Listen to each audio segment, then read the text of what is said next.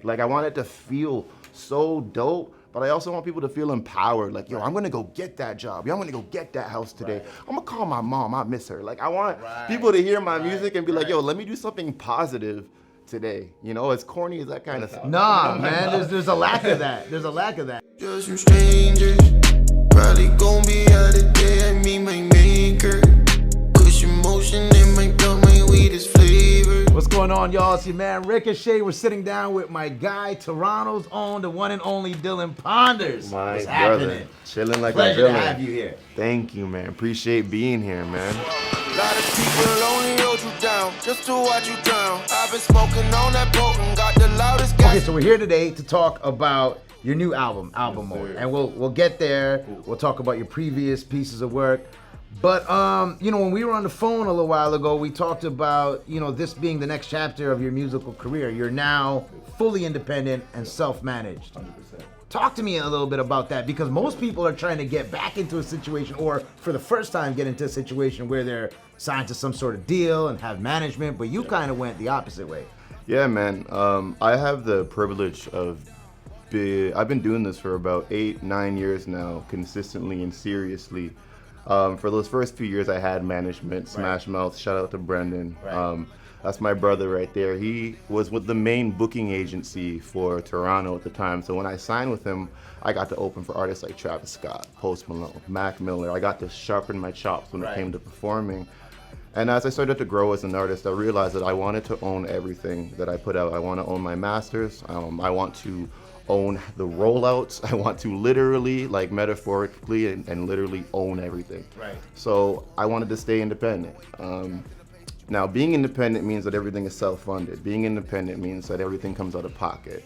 And that's probably one of the hardest parts about it. But the beautiful part about being independent is that I own everything.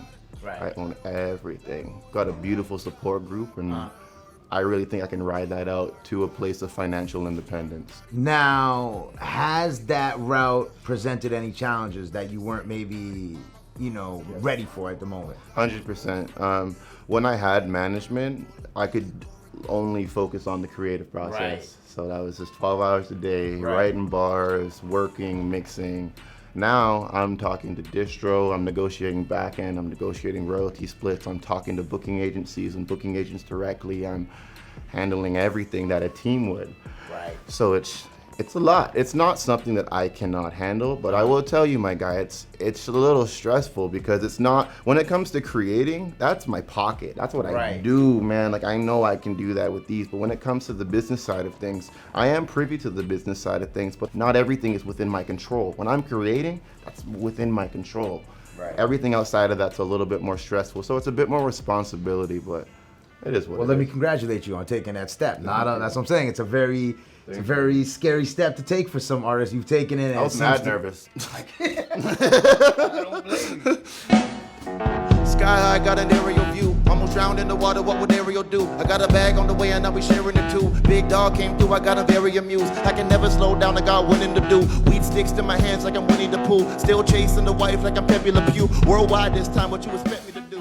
When people bring up artists in the city to look out for, I bring you up because I think you're a little bit off the wall. You're not what people would expect from Toronto rap. Now, if you go on to any of the blog pages on Instagram or whatever, and you knew nothing about Toronto and you wanted to know about the Toronto rap scene, you would get the impression that Toronto rap is based on majority street rap, beef, politics, and I'm not dissing anybody that's doing street rap, whatever. I'm a big fan. Everybody knows that.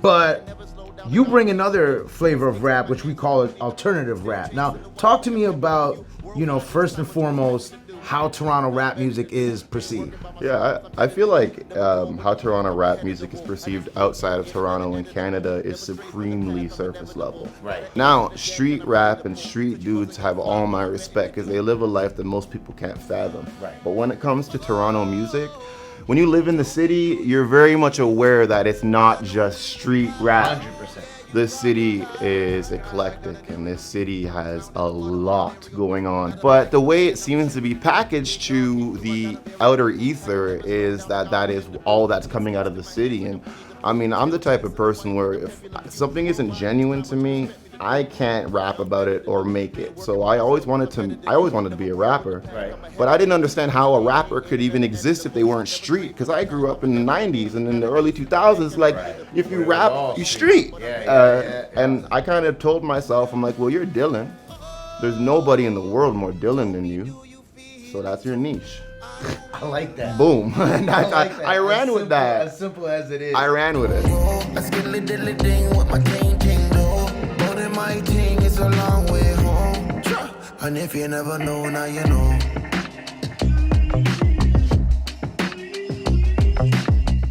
When we talk about you being as Dylan as possible, what's the subject matter then? We're not on the street stuff. Yeah. What does the music consist of? For people that don't know. I'll keep it 100, man. Like, my mantra is to always strive to be the absolute best version of myself that I can possibly be at that point in time in my trajectory. So my music represents that.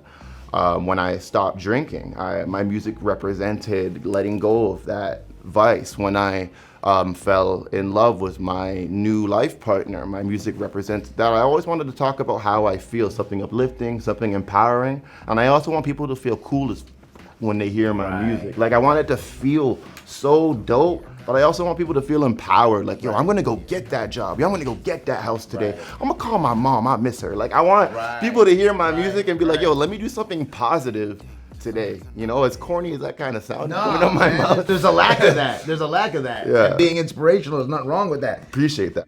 I'm the empty man. Can you fill me up with something? I need a friend. I've been drinking way too much, and I've been seeing tan. I don't feel it me no more. It's time to reinvent. You talked about mushrooms and melodies. Let's rewind a little bit. Sure. To my first introduction of Dillanponders was Because We're Alive. Your first official album. Friends turn to foes, ex-girls turn to strangers. Shooting my shot, full clip in the chamber, major. Putting everybody in danger.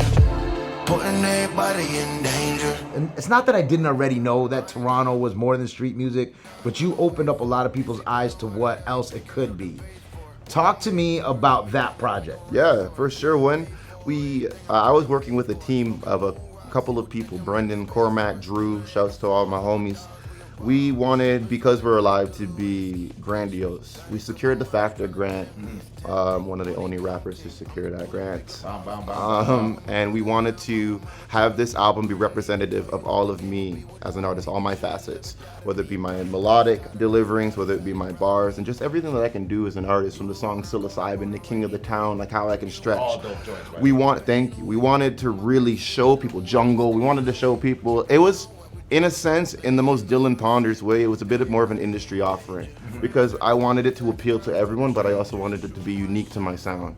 And the album did great, like appearing on TV, the streams were through the roof. Like, everything we set out to do, from features to numbers to opportunities, we did with that album. And that was a great feeling. And that kind of led me to a point where I kind of wanted to liberate myself a bit more and see how much further I could push this level of success from an independent standpoint. With no marketing, with a different marketing budget this time around, which is nearly zero. Now we're entering album mode. I just hit the motherfucking switch. Bitches in my DM and they really want some deal. Your first offering as a fully independent, self-managed artist. Yeah. Whew, that feels good to hear you say that. Damn. Now the album is out currently, so everybody go run it up. I'm a super fan of Dillanponders. I suggest you guys tap in as well. Album mode. The first album, we had a bunch of features. Snotty Nose Rez Kids on the remix, King of the Town remix. Alan Raymond, Ruby Waters. Yeah, we went crazy on the features. Album mode is a little bit of a departure from that. This is more Dylan. Yeah. Talk to me about this album. Album mode, as like a mantra, represents a perpetual state of creativity. Like, my boys always laugh because they know nobody works like me. I'm crazy in the studio, so like I'm always in album mode. So I'm like, why don't I call my album mode? And it represents a state of creativity that will never be done. And I wanted these records to just be exactly what I wanted to make, because I've been doing music for a while and I trust my ear at this point. And I wanted to make songs that I wanted to listen to. I wanted to make some of the hardest bars over some of the hardest beats. Now, Album Mode is fully produced by BVB, and so is Mushrooms and Melodies. BVB is an Australian producer, and he's one of the best producers in the world.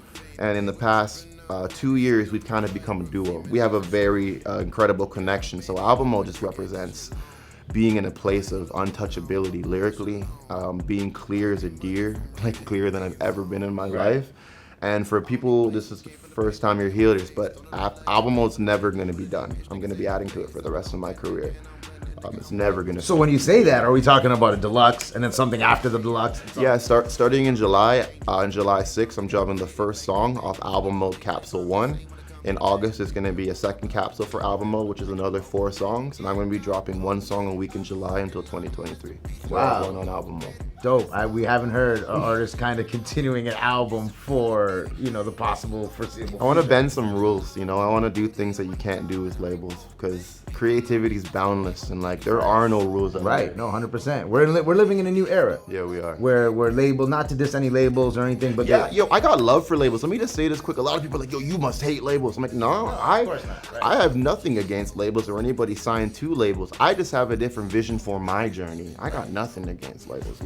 There are certain deals that I think are trash. There are certain people who have gotten messed over by labels, but that doesn't mean that all labels are bad. I got love for labels. I personally just want to become one.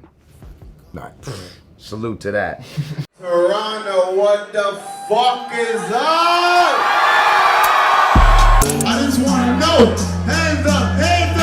Would you like a You got a show at the Drake Underground, July 25th. Yeah. Talk to me about that a little bit. We had a whole tour set up, and a pandemic hit, and we had to change all of our plans. And since then, I've been looking for the right booking agent, right booking agency, and the right opportunities. And I'm just like, you know what? I'm just going to perform.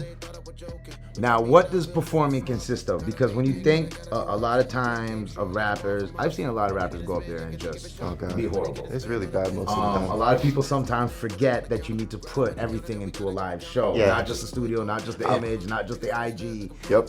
Now there's a time where you're standing in front of people and you need to show me what you got. I take live shows seriously. Right, so what separates you from the average guy on the stage with a mic? First and foremost, I'm one of the most experienced and seasoned performers in Toronto, period, hands down. Hands down. Those are some big talks right there, Hands Dylan. down. I have to say, man, I've been performing I've opened for everybody, and I've learned about breath control. I've learned about crowd control. I've learned about getting too drunk on stage. I've learned about when the bass is not EQ'd properly. I learned when I want to take my breaths. I learned when I want to cut out my vocal. I learned when I want to have no vocals in the hook. And this is all through experience. Right. So I take my performances. You can sell that as a course on social media, by the way. You just gave a lot of gems right there. Damn. Thank you, man. But no, for real, my DJ, Khalik, I am set though, my guy. I already sent him my live mixes. Live mixes, I create them. I take out my vocals. Right, so you're not rapping over your record. No, man, Right. people need to hear me. Yeah, They're not here to hear my No, my 100%. songs are already out. I want them to hear the live experience, and I'm rehearsing now. I'm always rehearsing. Even when I didn't have shows in my studio, I'd rehearse the songs. When I create songs, I think about the live experience, because live shows are things that people will never forget. When people who went to a Michael Jackson show, a Cher show, and you name it, a Travis, a Drake show, Travis Scott, they don't forget. Music's beautiful, it lives forever, but a memory in the flesh and that night is infinite, and I want that to be as perfect as I can make it. So I take shows just as seriously as the creation of a song. I ain't never chasing blessings. I'm way too blessed when I made the blessings. Y'all saw I got dope. I love you guys with all my fucking heart. So one love. Have a great night. We'd like to thank Dylan for sitting down and chopping it up with us. I urge everybody to run up the project Album Mode. Just in general, keep your eyes and ears peeled to Dylan, one of my favorite rappers in the city. He should be yours as well. If everybody wants to find you, tap in with you, where do they go? You can find me everywhere, social media, YouTube, anything. My name's Dillanponders, one word, and I'm everywhere that music exists. So find me, man. Dillanponders, somebody that you guys need to tap in. I hope Thank you find again, yourself. YG. You already know. Appreciate you, dog. radio.